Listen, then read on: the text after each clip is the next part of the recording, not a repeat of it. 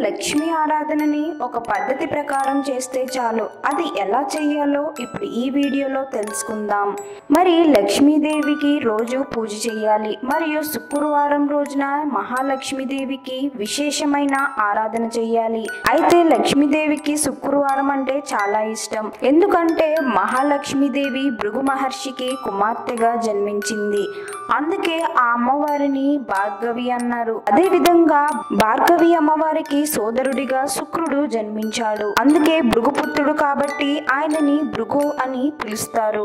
అందుకే శుక్రవారాన్ని భృగువాసరే అని అంటారు. అందుకని తన సోదరుడైన శుక్రుడి యొక్క వారము అయినటువంటి శుక్రవారం రోజున ఎవరైతే మహాలక్ష్మీదేవిని ఆరాధిస్తారో వాళ్ళకి మంచి ఫలితం లభిస్తుంది. మరి శుక్రవారం రోజున సూర్యోదయ సమయానికి ముందే లేచి చక్కగా అభ్యంగన స్నానము చేసి మహాలక్ష్మీదేవికి ఇష్టమైనటువంటి ఆకుపచ్చ రంగు వస్త్రములను ధరించి మరియు అమ్మవారి ప్రతిరూపమును బంగారంతో గాని వెండితో గాని రాగితో గాని పంచలోహములతో గాని ఉన్న ప్రతిమను తీసుకోవాలి. పంచామృతాలతో మహాలక్ష్మీదేవికి అభిషేకం చేయాలి. తరువాత మంచినీటితో శుభ్రం చేయాలి.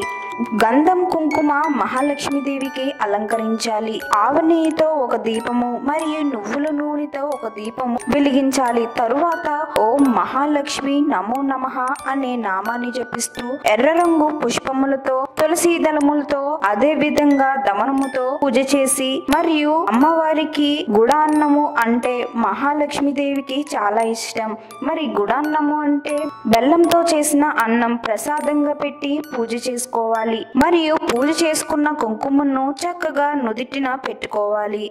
అయితే ఎవరైతే 21 శుక్రవారాలు మహాలక్ష్మీదేవికి సూర్యోదయం లోపల పూజ చేసుకుంటారో వాళ్ళ ఇంట్లో ఉన్న దరిద్రము పోయి వారికి ఐశ్వర్యం సిద్ధిస్తుంది. ఈ వీడియో కానీ మీకు నచ్చినట్లయితే లైక్ చేయండి, షేర్ చేయండి. మరిన్ని అప్డేట్స్ కోసం మా ఛానల్ని సబ్స్క్రైబ్ చేయండి.